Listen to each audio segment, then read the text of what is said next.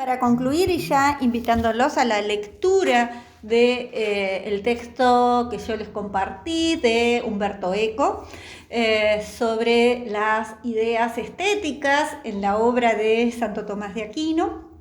Un poco a modo de presentarle, había nacido en el castillo de Rocaseca, cerca de Aquino, en el siglo XIII, fue estudiante de la Universidad de Nápoles, les decía, se viste, ahí les dejé una imagen de las tantas que hay, se viste como dominicano, entra y estudia en la Facultad de Teología en París, por eso hablábamos de estas universidades, ¿no? Se recibe, podríamos decir, de licenciado en teología, llevándolo a títulos y términos más contemporáneos. Recibe toda la formación y la influencia de Alberto Magno. Va a dar clases en Orvieto, en Roma, en Viterbo, vuelve a dar clases en París y cuando fallece estaba de camino al Segundo Concilio de León, ¿no? Sus obras, desde Comentarios a Aristóteles, ¿no? La Suma Teológica es donde se reúne todas sus distintas concepciones con respecto a la filosofía.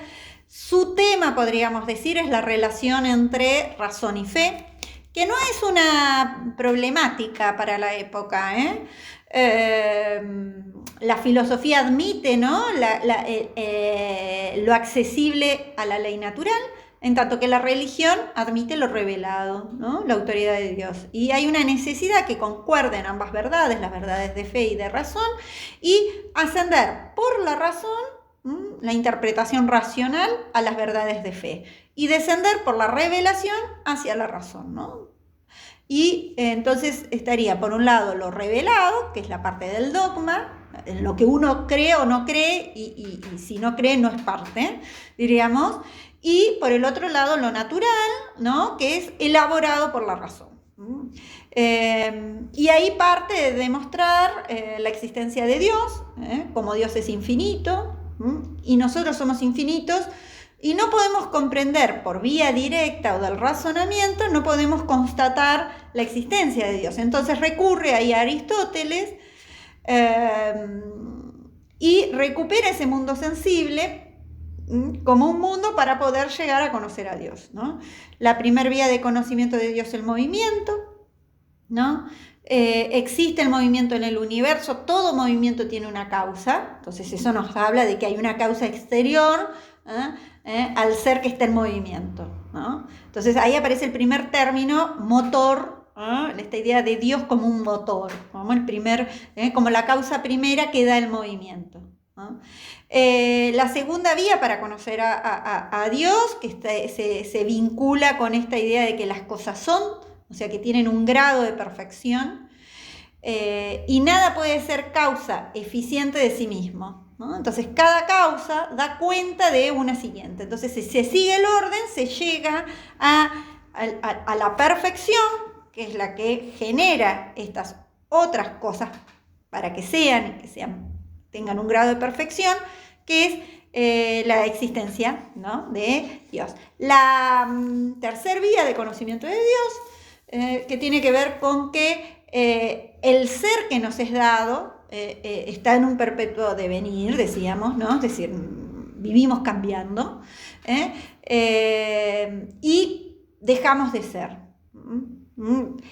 Por lo tanto, tienen una existencia que no es necesaria. Lo necesario no necesita de una causa, existe por sí mismo. Para que existan seres posibles en las cosas, debe haber un ser necesario en sí, ¿no? La causa de los seres. Y ese ser necesario en sí mismo es Dios. La cuarta vía del conocimiento tiene que ver con los seres que observan grados de perfección, de bondad, de belleza, de nobleza, de verdad. Para que exista esta comparación debe haber un absoluto, una verdad en sí, y en ese caso estaríamos de nuevo con... Y la quinta causa, que tiene que ver con el orden de las cosas. Toda operación de los cuerpos naturales tiende a un fin, pero carecen de conocer este fin. Sin embargo, alcanzan el fin, ¿no? Entonces Dios es la inteligencia primera, ordenadora de la finalidad de las cosas, ¿no?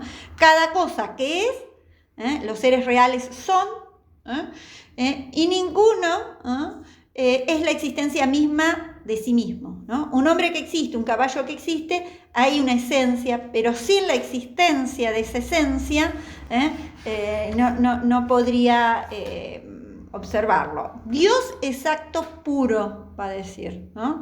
Es más que lo uno, ¿no? Que el bien, es la esencia a lo que se les debe atribuir una existencia. Dios no puede atribuírsele nada, ¿no? No tiene un atributo por fuera de él. Y Dios es, en ese sentido, la plenitud absoluta del ser. Es el acto absoluto del existir. No tiene nada por fuera que lo explique. Dios es principio de causalidad, es creador del mundo. Esta idea que hablábamos recién, ¿no? De la creación como todo lo que emana de la causa universal.